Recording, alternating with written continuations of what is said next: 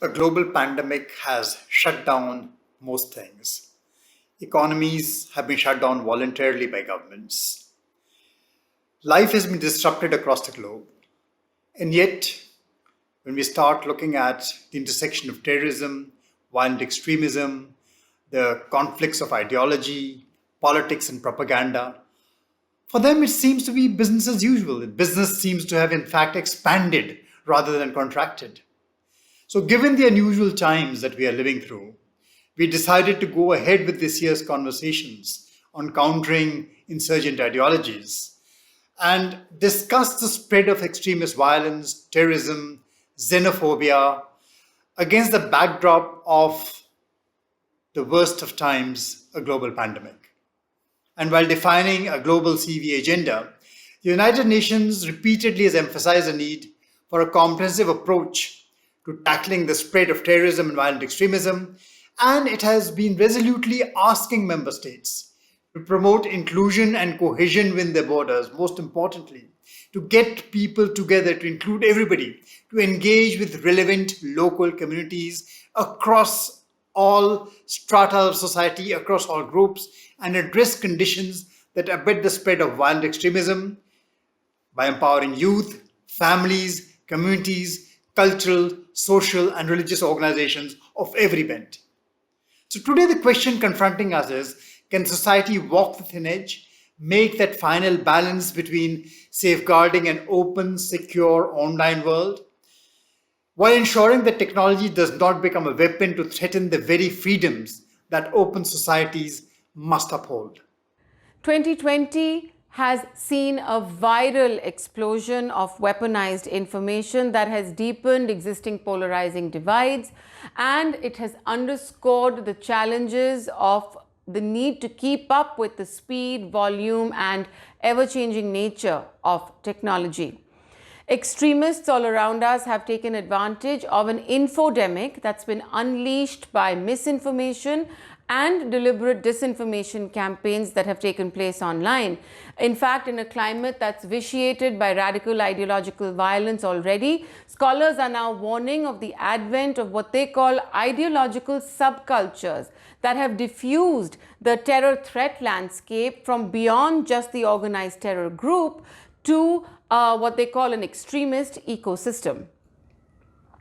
We've seen COVID-19 feed off existing conspiracy theories about the supposed enemy, whether they're immigrants, atheists, Jewish or Muslim minorities, rogue nations, whatever someone deems is the enemy.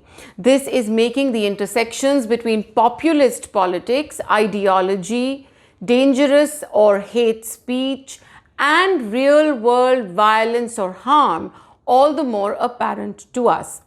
As I mentioned, the threat landscape is fluid, and therefore the need to understand what new drivers of radicalization are has become all the more urgent. Tackling terrorism, violent extremism, and preventing violent attacks requires a whole of society response, including from social media. It has long been a priority of Twitter to remove this content from our service. Twitter has no incentive to keep terrorist and violent extremist content up on our platform. Such content breaks our rules, is fundamentally contrary to our values, and does not serve our business interests. In tandem with removing content, our wider efforts on countering violent extremism has focused on bolstering non-government voices and credible outside groups. These organizations and groups can use our uniquely open service to spread positive and affirmative campaigns that seek to offer an alternative to the narratives of hate. Ideologies can only be successfully countered by those who have the credibility to take on the core messaging being propagated. And if these core messages go unchallenged, then the removal of content will always be incomplete. These groups do critical work, and policymakers should continue to find ways to broaden support for these efforts. Our work in this area will never be done, and we're grateful for the partnership of governments and civil society. We look forward to participating in ORS CVA conference in New Delhi, and we hope we have a fruitful conversation.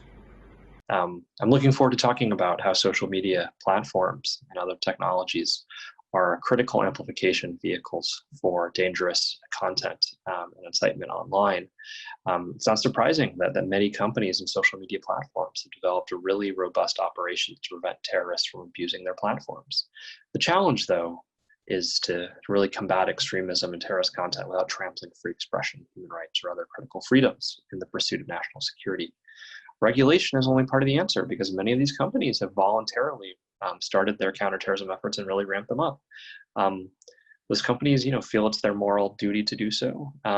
It's usually not a legal requirement, though. But they haven't always been proactive or transparent enough, and that's led to some people questioning their commitment to fighting online extremism.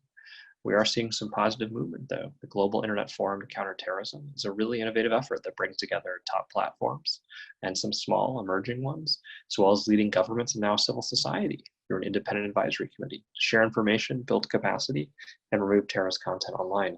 GIFCT's transition to a nonprofit with more robust transparency, reporting, and civil society engagement is evidence of how this fight is maturing. But many critical questions remain. Just look at many of the traditionally really robust democracies, whether in the US or elsewhere, and they're really struggling with a new wave of domestic extremism from the right in particular. It's a really complicated problem because you have political parties in power that are indirectly or directly supporting those extremist groups and movements that deceive the public about the risk they face, the threats they face, and they refuse to use law enforcement and counterterrorism capabilities to address those threats. That troubling behavior puts social media platforms and companies in a tricky position in some of their most important international markets. I'm really looking forward to exploring these important questions during this very timely conference.